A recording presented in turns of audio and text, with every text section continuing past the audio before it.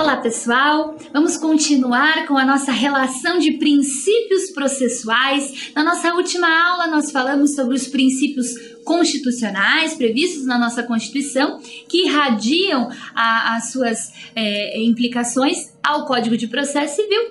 Falamos também do artigo 1º do Código de Processo Civil, que traz o princípio máximo da constitucionalização do processo, dizendo que o processo civil será ordenado, interpretado e aplicado conforme as normas previstas na Constituição Federal.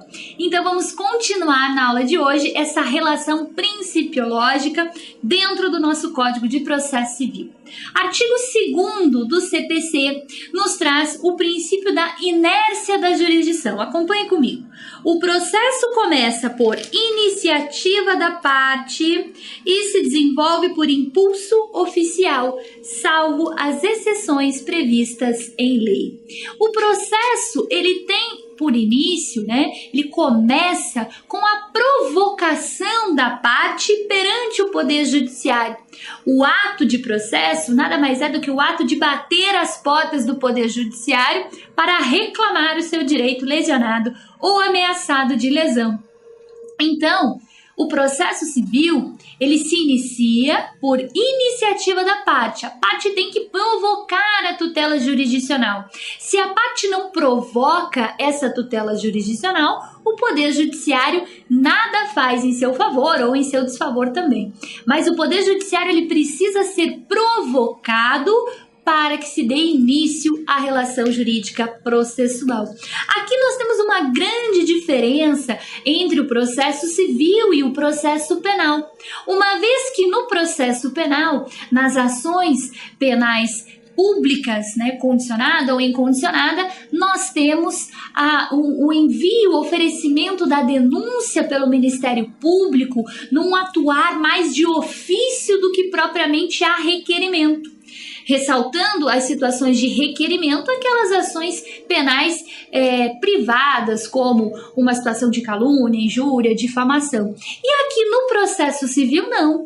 No processo civil, como ele cuida de relações privadas, como cuida de relações também públicas, essas relações entabuladas entre as partes necessitam de provocação para serem analisadas pelo Poder Judiciário. Então, o processo, ele não começa por iniciativa do Poder Judiciário, ele começa por iniciativa das partes. A parte pode ter uma pretensão resistida e pode não querer aforar uma demanda, pode não querer instrumentalizar essa relação. Opção da parte. Pense você, alguém bateu no seu carro e você, diante da resistência da parte, ou tendo em vista que a batida não foi muito grave, você já leva para consertar e nem ingressa com um processo perante o Poder Judiciário. Opção sua. Poderia ter ingressado? Claro que poderia, temos o princípio da inafastabilidade da jurisdição, mas por opção sua, você não quis provocar a tutela jurisdicional. E, em não provocando a tutela jurisdicional, o Poder Judiciário nada fez em seu favor. Então, o artigo 2º nos traz essa ideia de inércia da jurisdição. A jurisdição, ela fica parada, inerte, esperando a provocação. Se você provoca o ofício jurisdicional, aí sim, todos os atos do processo, todos os demais atos do processo, o desenvolvimento dele se dá por impulso oficial. Provoquei a jurisdição, juiz recebeu o meu pedido, pronto. Quebrei o princípio da inércia. A partir do momento que eu quebro o princípio da inércia da jurisdição, todos os atos são desenvolvidos por impulso oficial. Então, você não precisa, ao longo do processo, ficar reprovocando o Poder Judiciário. Você não precisa falar, juiz, agora é hora de fazer isso, agora é hora de fazer aquilo. Não. A jurisdição, o ofício jurisdicional, você precisa provocar. Você precisa bater as portas do Poder Judiciário e falar, juiz, esse é meu problema, quero que Vossa Excelência resolva o meu problema. E o processo vai se desenvolver por impulso oficial. Mas o start inicial tem que ser dado pela parte. Por isso, esse princípio da inércia da jurisdição. A jurisdição nada fará se ela não for provocada. Mas, uma vez que eu provoquei, desenvolvimento dos atos por impulso oficial. Vamos lá para o próximo princípio processual previsto no artigo 3º do Código de Processo Civil, o princípio da inafastabilidade da jurisdição. Esse princípio já estava previsto lá no artigo 5º, inciso 35 da Constituição Federal. Nós já vimos esse princípio na aula passada. Como é que ele vem transcrito no artigo 3º do Código de Processo Civil? Diz o artigo 3º, não se excluirá da apreciação jurisdicional ameaça ou lesão a direito.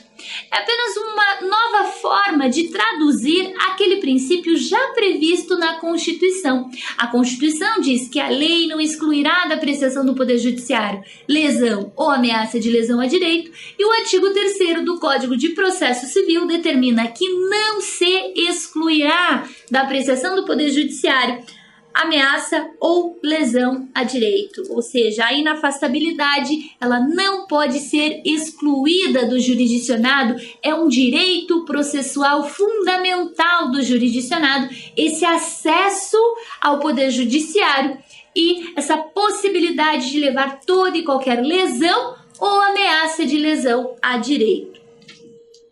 Princípio da autocomposição.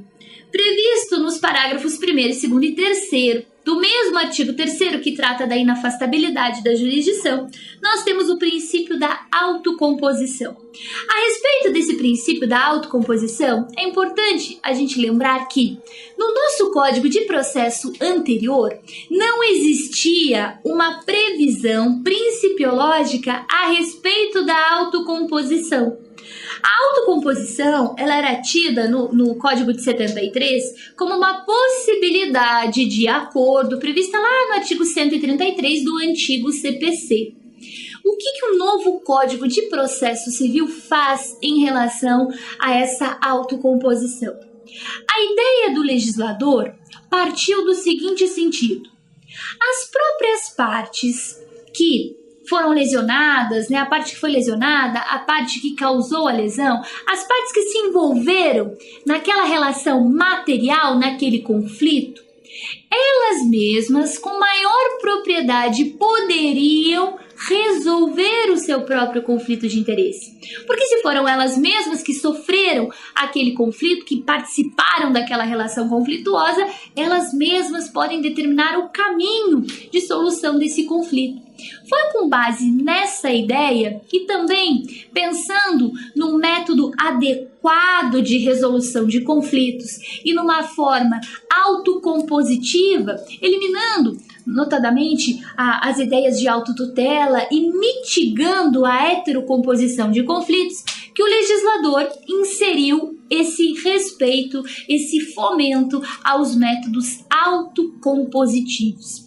Dentro desses métodos autocompositivos, qual foi a ideia do legislador? Lembram quando falamos daquele processo de conhecimento pelo procedimento comum? Que era aquele procedimento padrão, aplicado a quase todas as demandas? Então, nesse procedimento comum, o legislador pensou o seguinte: vamos manter a quebra do princípio da inércia da jurisdição, a parte vai protocolar a petição inicial, mas ao receber essa petição inicial, eu, juiz, vou citar o réu para comparecerem, para participarem de uma audiência de conciliação ou de mediação, prevista no atual Código, artigo 334. Ele instaura, portanto, uma audiência obrigatória. Tem algumas exceções, logicamente a gente vai observar ao longo das nossas aulas, mas como regra essa audiência ela é obrigatória justamente para prestigiar a autocomposição de conflitos. O que as partes vão fazer nessa audiência?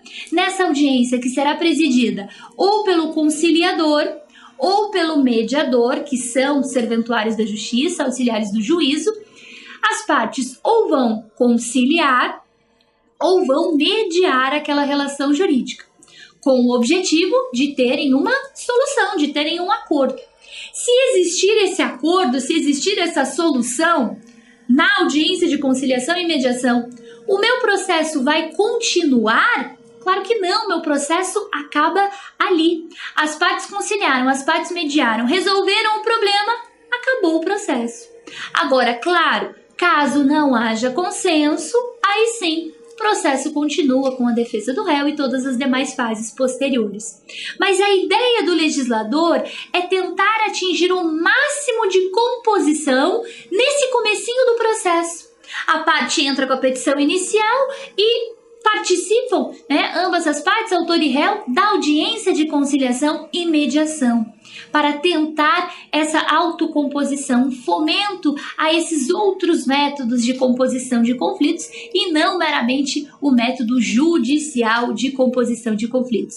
Então, diante dessa ideia da autocomposição de conflitos, os artigos 1º e 2º, os parágrafos 1º, 2º e 3º do artigo 3º do Código de Processo Civil estabelece algumas regrinhas. Então, dentro do parágrafo 1º do artigo 3º, é permitida a arbitragem na forma da lei. A arbitragem, que é caracterizada por ser um método extrajudicial de resolução de conflitos, é quando você tem um direito disponível, uma obrigação, um contrato, um direito de propriedade, e você resolve compor aquele direito, você quer resolver aquele conflito de interesses, não pelo método judicial, não aforando uma demanda para isso, não instaurando uma relação jurídica processual, mas você pretende resolver o teu conflito mediante a arbitragem, a eleição de um árbitro ou de uma câmara arbitral, alguém que não é juiz e que venha colocar uma resposta, colocar um fim naquele seu conflito. E isso é possível, logicamente, se você tiver um direito disponível. Então, eu sou detentora de um direito disponível e, diante da violação desse direito, uma quebra contratual, por exemplo, as partes resolvem compor esse conflito, dar uma solução a esse conflito, não por meio de um processo, método judicial, mas por meio da arbitragem. Elegem um árbitro, elegem uma câmara arbitral e o árbitro dá uma definição, dá uma sentença para esse conflito. E essa sentença tem a mesma validade da sentença proferida pelo juiz, inclusive pode ser até mesmo executada. Então é uma opção do jurisdicionado que tem um direito disponível em conflito. Então o Código de Processo Civil permite a arbitragem, permite o uso da arbitragem. No parágrafo 2º do artigo 3º, o Estado promoverá sempre que possível a solução consensual dos conflitos. Isso significa que, além da audiência de conciliação ou de mediação, que é obrigatória no início do processo, o Estado e o Poder Judiciário devem fomentar a autocomposição no decorrer do processo. E não é aquela autocomposição meramente formal, onde o juiz chega na sala de audiência e já pergunta: tem acordo? Não tem? Vamos dar seguimento. Não.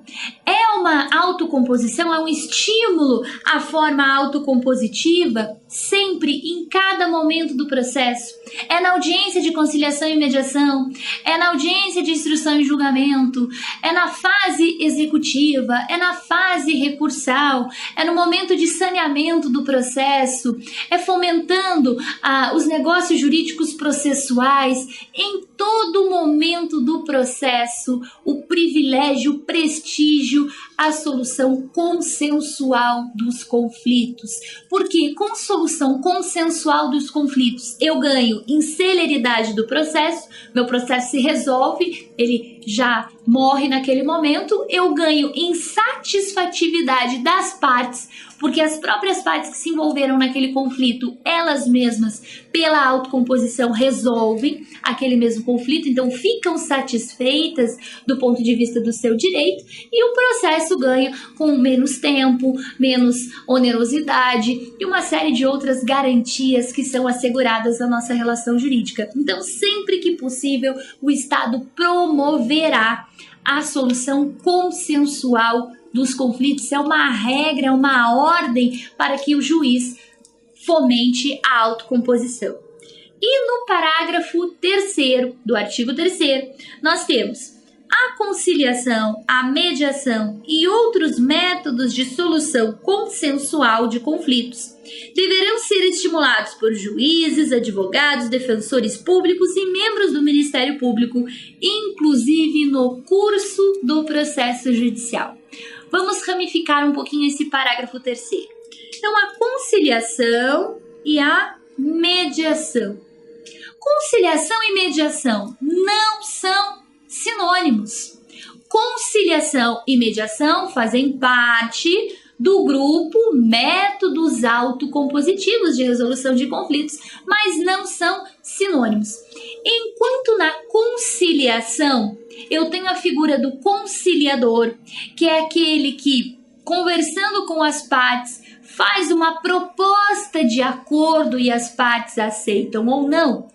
Na mediação, eu tenho a figura do mediador, que é aquele que faz as próprias partes dialogarem. Ele tenta, e o objetivo dele é justamente promover esse diálogo entre as partes para que elas, as partes, cheguem a uma resposta. Então, ele, mediador, ele não oferece uma proposta, são as próprias partes que chegam a esse acordo. Como nós temos esses dois modelos autocompositivos previstos no nosso código, conciliação e mediação, o próprio legislador entende que alguns conflitos de interesse são melhores resolvidos pela conciliação, enquanto outros conflitos são melhores resolvidos pela mediação. Quer ver um exemplo? As ações de família. Quando você está procurando o Poder Judiciário para alimentos, por exemplo, para o seu filho, nessa ação de alimentos, você tem em relação à parte contrária um elemento subjetivo anterior, você tem um vínculo subjetivo com o pai da criança. E dentro desse vínculo subjetivo com o pai da criança, nós temos múltiplas relações que são ali minimizadas. Então, além dos alimentos, nós temos uma relação, eventualmente, de uma alienação parental, de um casamento, de um divórcio mal resolvido, eventualmente de uma agressão física, moral, psicológica. Então, várias relações jurídicas estão aí embutidas nesse conflito de alimentos que você procura dentro do Poder Judiciário. Então, como já existe um vínculo subjetivo anterior com o polo passivo da demanda, a melhor solução seria, para esse caso, mediação. Fazer com que as próprias partes cheguem num consenso. Ao passo que uma relação onde não existe esse vínculo subjetivo anterior, uma relação de acidente de trânsito, uma relação de consumo, não existe um vínculo anterior. Então, eu posso ter um terceiro propondo um acordo. São melhores resolvidas pela conciliação. Então, cuidado com esses dois institutos, que são institutos diferentes.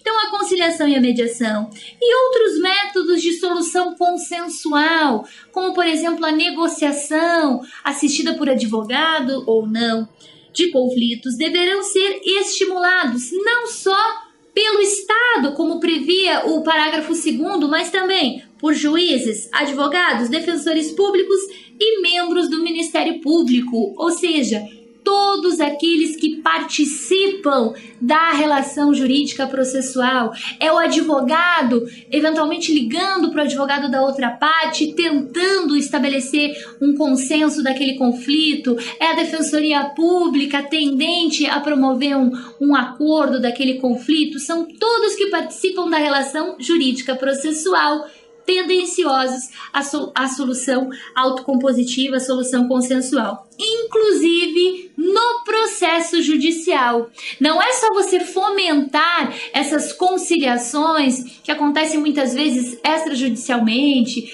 quando se fazem campanhas, justiça nos bairros. Não, é dentro do próprio processo fomentar a solução consensual. Todos agindo juntos para promover a solução consensual dos conflitos. Essa é a ideia do artigo 3º do Código de Processo Civil. Mais um princípio, nós temos aqui o princípio da razoável duração do processo. Esse princípio da razoável duração do processo, que já estava previsto na Constituição Federal, artigo 5º, inciso 78, ele vem reforçado no Código de Processo Civil, no artigo 4º do CPC. Acompanhe comigo. O artigo 4º diz que as partes têm o direito de obter, em prazo razoável, a solução integral do mérito, incluída a atividade satisfativa.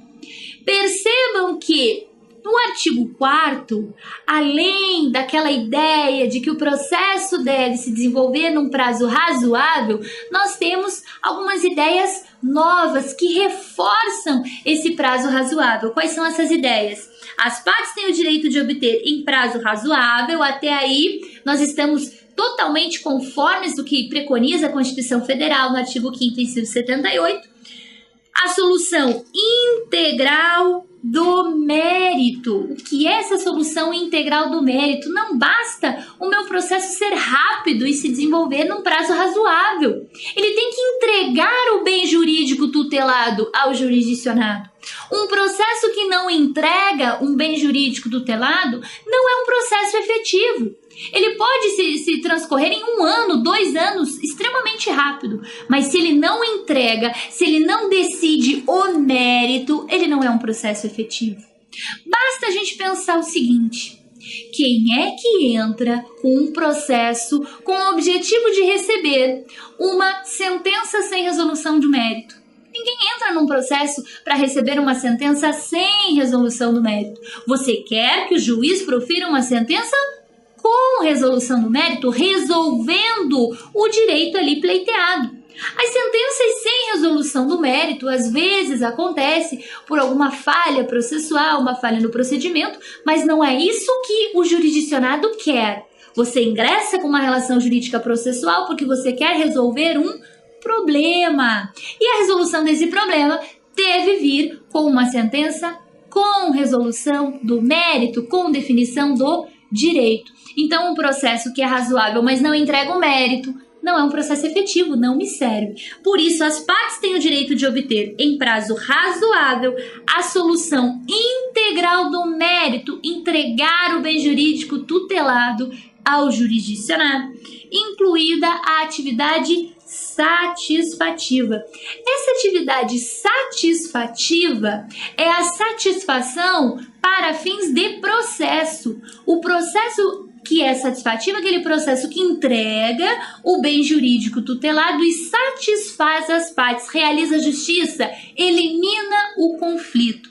Essa atividade satisfativa não significa satisfatividade individual. Eu, autor, ingressei com a petição inicial e recebi uma sentença de procedência.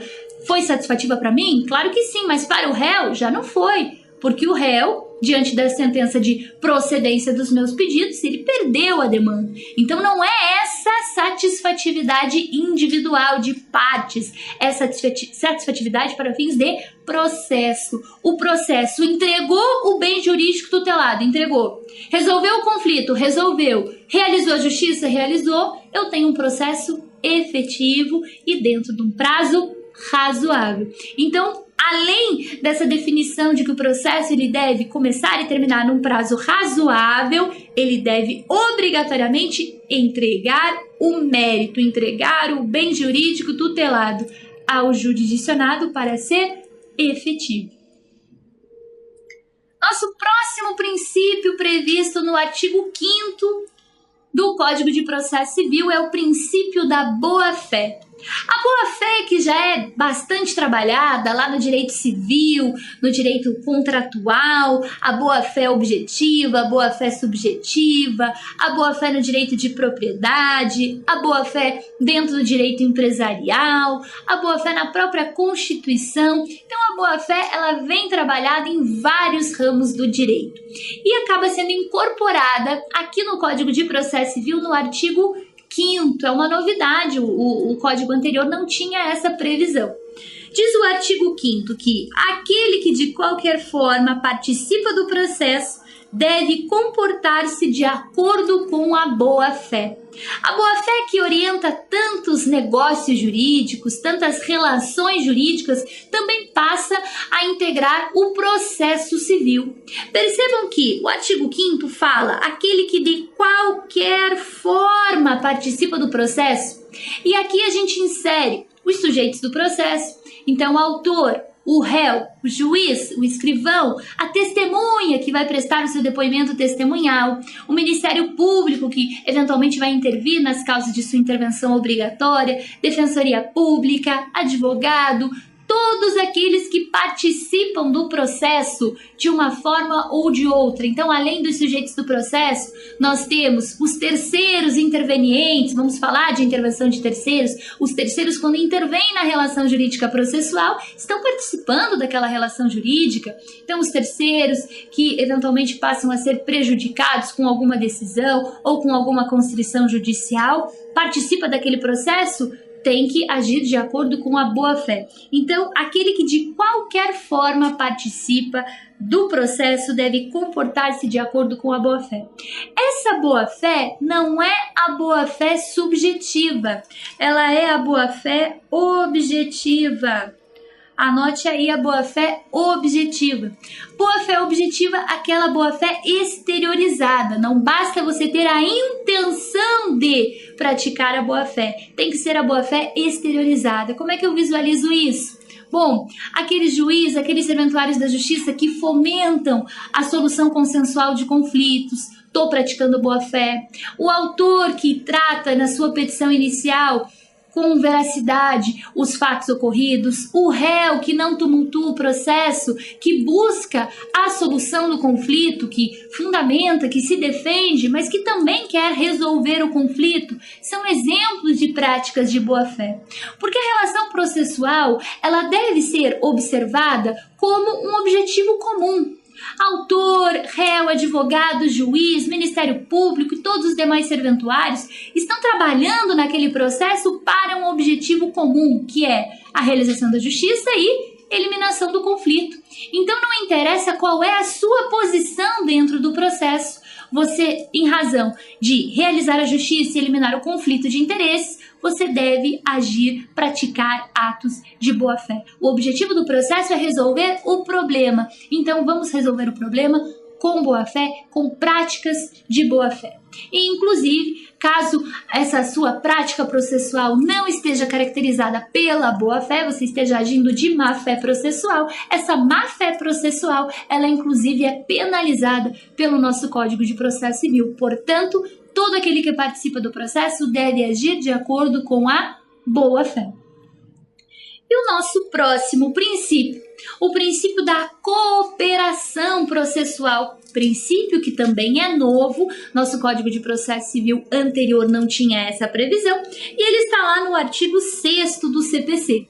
Diz o artigo 6º: todos os sujeitos do processo devem cooperar, colaborar entre si para que se obtenha em tempo razoável, olha aqui o princípio da razoável duração do processo de novo, decisão de mérito, justa e efetiva. O princípio da cooperação, da colaboração, que vem de encontro com o princípio da boa-fé, ressalta a necessidade de participação colaborativa dentro da relação jurídica processual. Por quê? Se o objetivo máximo do processo é resolver o conflito de interesse, eliminar o conflito e realizar a justiça, entregando o bem jurídico tutelado ao jurisdicionado em prazo razoável, todos os atos do processo, a sequência processual, deve existir uma cooperação. A cooperação não é pura e simplesmente o réu se abster de defesa. Não, ele não estará cooperando se abstendo da sua contestação. Ele estará cooperando a partir do momento que ele prova que eventualmente não foi ele que caracterizou aquela lesão, ou que ele prova que foi ele, mas a lesão não tomou aquela proporção, o dano é outro. A cooperação, ela vai de encontro com o objetivo final do processo, que é a resolução do conflito. Então, o autor deve colaborar para a resolução do conflito, o réu também deve colaborar para a resolução do conflito, investigar as provas, colacionar essas provas. Na execução, aquele devedor que não oculta bens, que relaciona os bens em seu poder, que não frauda a execução, estão cooperando para a realização da justiça. Então, esse princípio da cooperação, assim como o princípio da boa-fé, aplica-se a todos os participantes da relação jurídica. A cooperação também, no sentido de que aquela ideia triangularizada da função jurisdicional, o autor numa das pontas da base, o réu na outra ponta da base e o juiz lá em cima, no ápice da pirâmide, como aquele terceiro que vai compor o conflito de interesses, essa visão triangularizada da relação jurídica, ela já vem sendo superada pela nossa doutrina. Por que ela vem sendo superada? Porque, de acordo com o princípio da cooperação e o princípio da boa-fé, a relação triangular ela é um pouco incisiva, ela não permeia a participação das partes. Então, a nossa relação jurídica ela se assemelha muito mais a um círculo, a uma forma circular, onde todas as pessoas estão dentro desse círculo: juiz, autor, réu, advogado, testemunha, perito, Ministério Público, e todos devem praticar a boa-fé e cooperar para a solução do litígio, para a eliminação do conflito e para, principalmente, a realização da justiça através do processo. Então, esses são os princípios processuais do artigo 2º ao artigo 6º do Código de Processo Civil, e eu te espero na nossa próxima aula para nós finalizarmos esses princípios processuais.